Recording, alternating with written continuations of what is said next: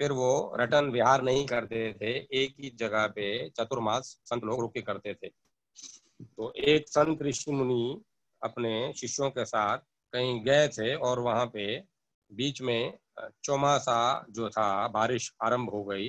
तो इस बीच में वो जो पास में जो गांव था, वहाँ के लोग उनको निमंत्रण देने पहुंचे कि आप चौमासा हमारे यहाँ ही कीजिए, हमारे यहाँ कोई भी संत महापुरुष नहीं आते हैं, आप कृपा करके हमारे यहाँ आइए और चौमासा कीजिए, हमारे यहाँ चतुर्मास कीजिए। बोला क्यों, आपके यहाँ कोई संत महापुरुष क्यों नहीं आते, आपके गुरु तो आते होंगे। बोला बोला गुरुदेव ये लंबी बात है, फिर करेंगे, आप कृपा करके हमारे यहाँ चतुर्मास कीजिए। तो उन्होंने भी अनायासी इनके प्रेम को देख के और श्रद्धा को देख के उन्होंने बोला ठीक है, अब हम तुम्हारे यहीं पे चतुर्मास करेंगे। तो ये फिर पूरी अपने शिष्य मंडली के साथ उनके गांव के लिए चल दिए। तो जैसे इनके गांव के लिए चले और गांव में प्रवेश किया, तो प्रवेश करते पांव रखते ही थोड़े ये जो महापुरुष थे, ये थोड़े शक पका गए कि ये मैं क्या कर दिया मैंने। अनायासी मैंने इसको हाँ बोल दिया। ये गांव तो श्रापित गांव है। और जैसे जैसे ये चलते गए आगे, तो अपने आप से ही बोलते गए ये घर में ये लोग रहते हैं। फिर आगे चलते गए इस घर में ये लोग रहते हैं, इस घर के लोग ये काम करते हैं, इस घर के लोग ये प्रवृत्ति वाले हैं। मतलब खुद ही अपने आप से बिना उनसे पूछे, उनके बताए, अपने हिसाब से गुरुदेव ने बोलना शुरू कर दिया। जैसे जैसे चलते जाएं अपने उस मुकाम तक, उन्होंने बोला ठीक है हमारा मुकाम वही बना दो। तो फिर वो जहां तक मुकाम का तक पहुंचे, तब तक ऐसे 15-20-25 घर पार करते गए, उस गली मोहल्ले से निकलते गए। तो आपसे आप बोलते गए, तो उन्होंने सुनते गए, जिन्होंने ये आग्रह अनुनय किया था कि आप चलिए हमारे यहाँ, तो समझ गए कि ये बड़े पहुंचे हुए हैं ऋषिवर, और ये आपसे आप समझ जा रहे हैं। और जो जो उस गांव की जो त्रुटियां थी या जो कलह की कारण थी, वो जो बुजुर्ग थे उनको तो पता था, तो वो समझते जा रहे थे कि ये इनको पता चल गया। लेकिन मन में डर भी लग रहा था कि ऐसे नहीं ये हमारे इस बात को अस्वीकार करके वापस चले जाएं।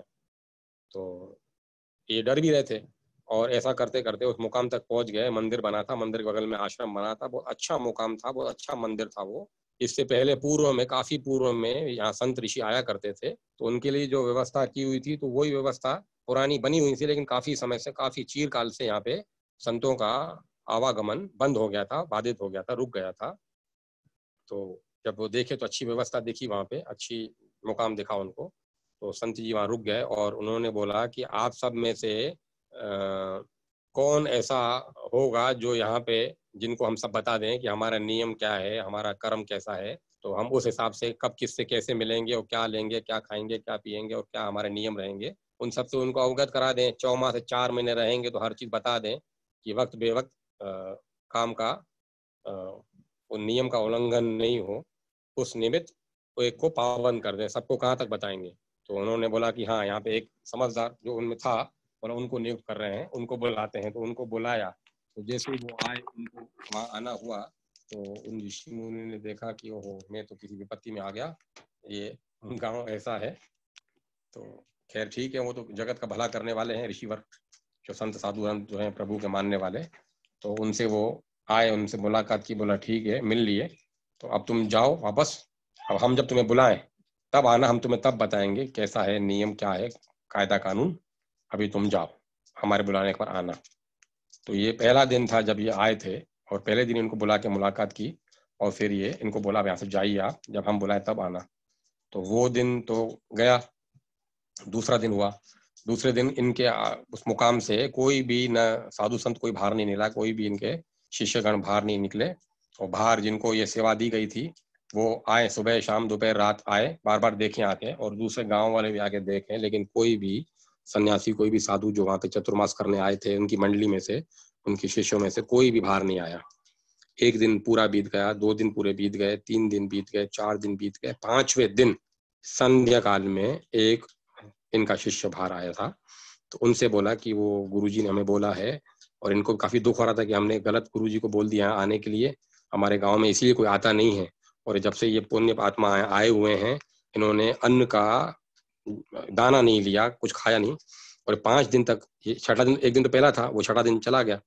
उसके बाद जो 5 दिन और इन्होंने कुछ भी ग्रहण नहीं किया, सिर्फ बस जल पीते रहे वहां मंदिर में जो था व्यवस्था, वहाँ जल स्नान करते रहे और जल पीते रहे और सारा दिन सारी रात पूरा अंदर ही बैठे रहे और वहीं भक्ति भाव करते रहे।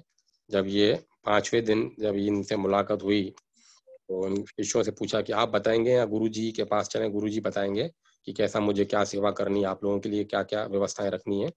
तो ऐसा करके बोले नहीं, गुरुजी बताएंगे, आपको गुरुजी के पास चलिए। तो ये गए गुरुजी के पास, गुरुजी ने पूरा उनको नियम बताया कैसा है क्या है। तो बोला आप अभी सब मैं बाद में पूछूंगा आपसे, आप पहले अन्न तो ग्रहण कीजिए, आप कुछ भोजन प्रसादी लीजिए। बोला नहीं, हम तुम्हें अभी तो नहीं लेंगे, हम तुम्हें। अच्छा, ये जब 5वें दिन गए थे तो उनको बोला कल आना, तुम्हें गुरुजी ने कल बुलवाया, मतलब 6ठे दिन, मतलब 7वां दिन हो गया। एक दिन जिस दिन आए थे 5 दिन जब शाम को निकले थे, दूसरे दिन को बुलवाया था। दूसरे दिन जब आए तो ये जब गुरुजी ने बोला कि अभी तो हम अन्न नहीं लेंगे, शाम को बताएंगे कि क्या लेंगे, अभी नहीं लेंगे। बोला नहीं, मेहरबानी करके लीजिए, हम लोग, हमारा कौन सा ऐसा अपराध है, जब से आप आए हैं आज 7वां दिन हो गया, 5 दिन बीच के नहीं निकले, 6ठे दिन पहला था, ये 7वां दिन हो गया, आप कुछ भी ग्रहण नहीं कर रहे हैं, मेहरबानी करके आप कुछ पहले लीजिए। बोला नहीं, शाम को बताएंगे हम क्या लेंगे।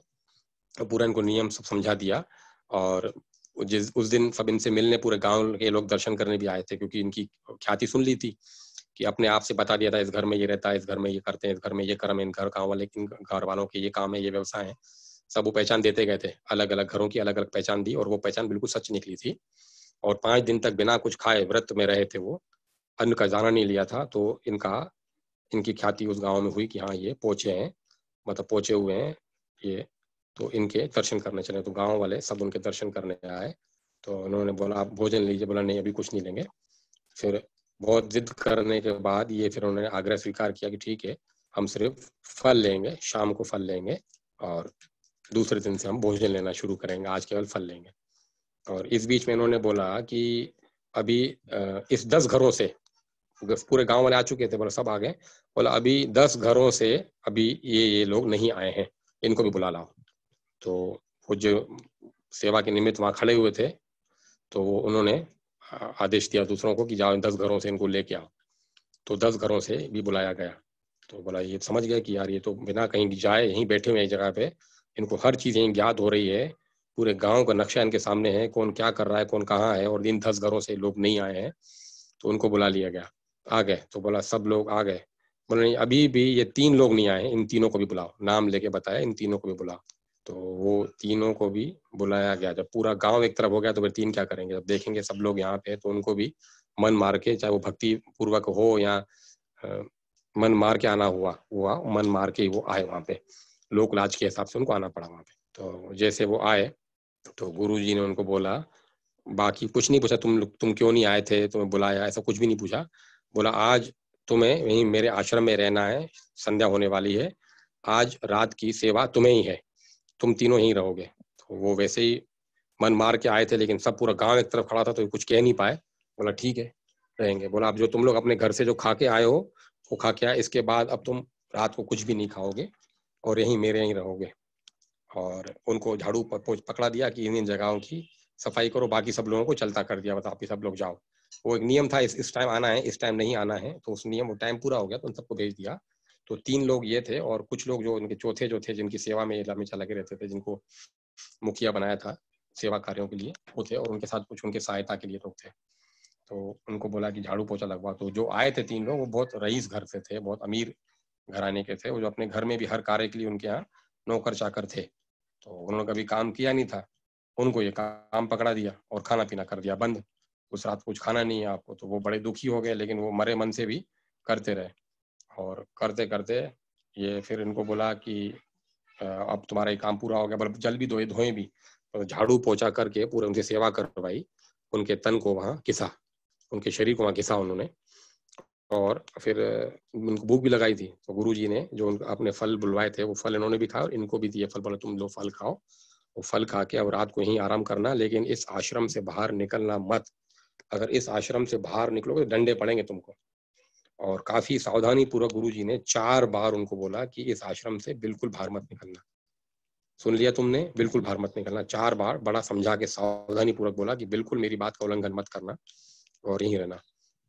और नींद आए तो यहीं सोना, एक स्थान निर्धारित कर दिया, लेकिन बाहर मत जाना। तो जो चौथे थे, जो सेवा के लिए थे, उनके साथ भी थे वो, तो उन्होंने बोला कि आप बोले तो हम लोग बाहर खड़े हो जाएं, अगर ये लोग बाहर निकले तो उनको रोकें। बोला नहीं, आप लोग जाइए, आप लोगों के रुकने की जरूरत नहीं है।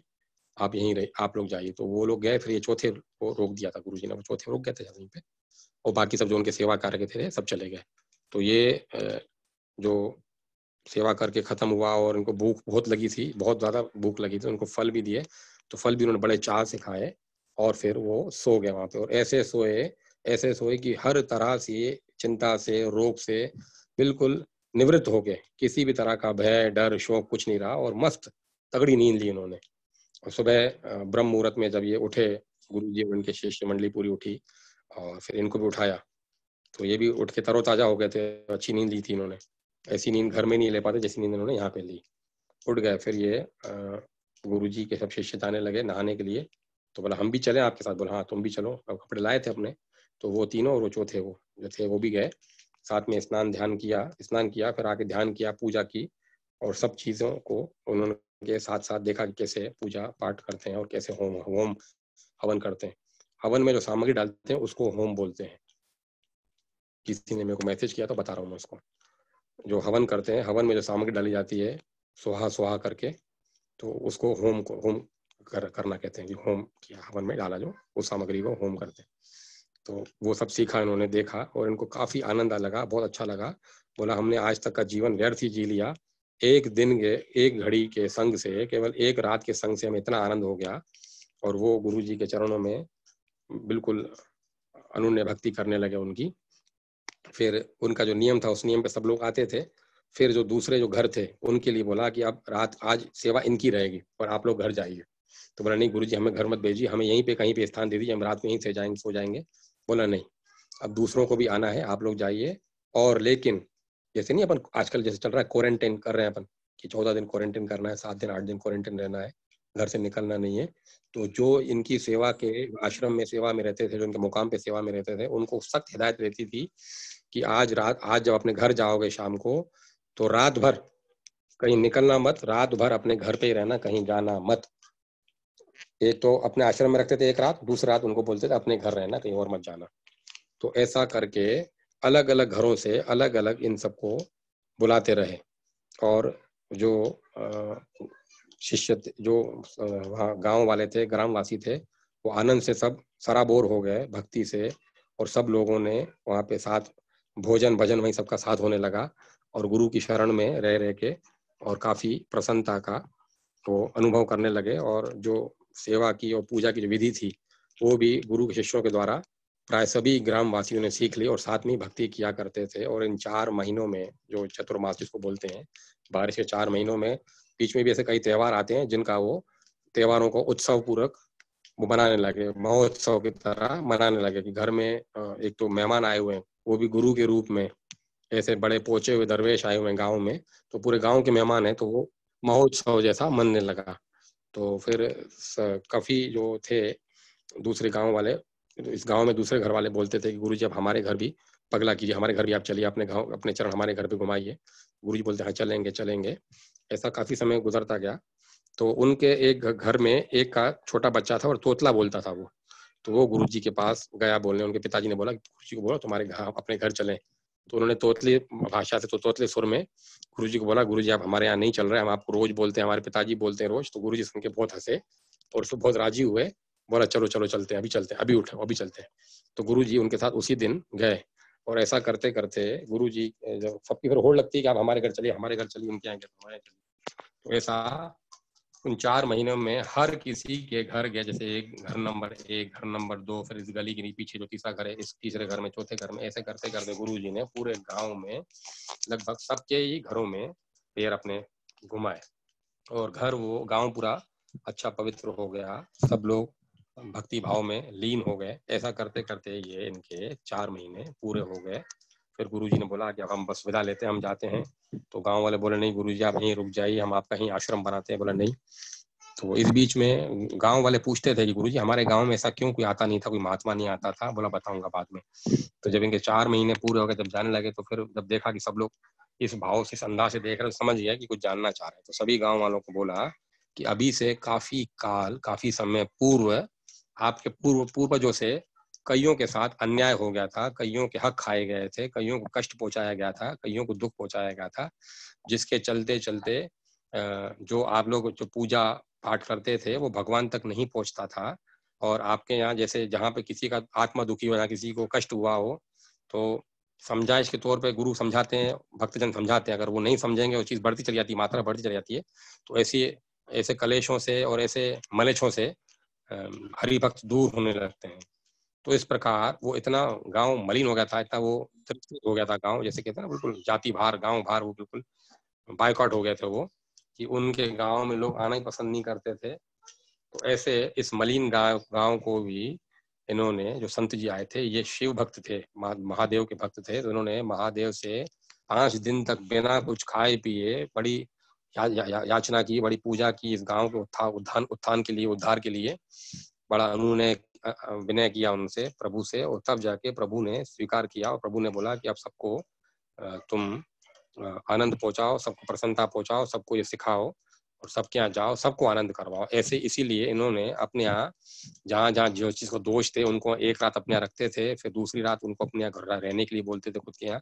तो जो प्रभु की और इनकी व्यवस्था थी, अंतर की बातें हैं, तो उन्होंने उस तरह से, समझो कोई हॉस्पिटल भर्ती हो रहा है या घर जाके उस दवाई खानी है तो वो रोग ठीक होता है, तो इसी तरह जो प्रभु की और इनकी जो आपसी व्यवस्थाएं थी, उन व्यवस्था के अंतर्गत पूरे गांव को पावन कर दिया, पवित्र कर दिया, पतितों को पावन कर दिया उन्होंने।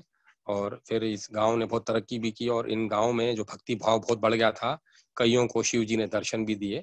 ये फिर और आगे की कथा है। तो ये कथा का सार था कि जीवन में ऐसा हरि भक्त और हर भक्त का आना हुआ।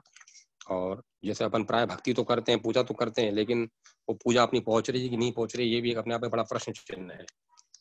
तो वो आके प्रभु की कृपा से वो उस दोष से मुक्त हुआ वो गांव पूरा, और बड़ा आनंद से वो रहने लगे। तो कहो आज के आनंद की जय, महादेव भोले बाबा की जय, शिव शक्ति की जय, समग्र शिव शक्ति दरबार की जय, समस्त पूजनियों की, संतों भक्तों की जय। आज फिर वो इतवार का दिन है।